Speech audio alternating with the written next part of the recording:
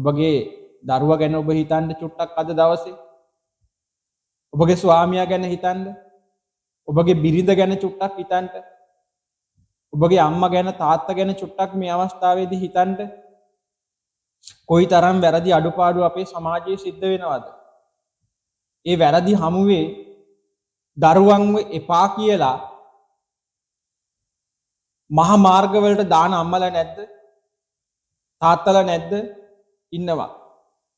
තමන්ගේ දරුවාට ඉගෙන ගන්න බැරි වුණාම ඒ දරුවා පාසලින් සමාජයෙන් කොයිතරම් කොන් කරනවද අද සමාජයේ?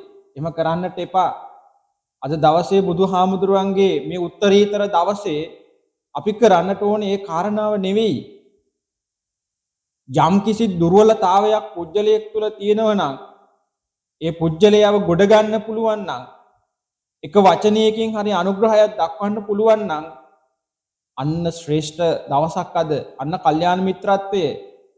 අන්න ඒකයි මේ නාථ කරන ධර්ම තුලින් තථාගතයන් වහන්සේ පෙන්වලා දුන්නේ.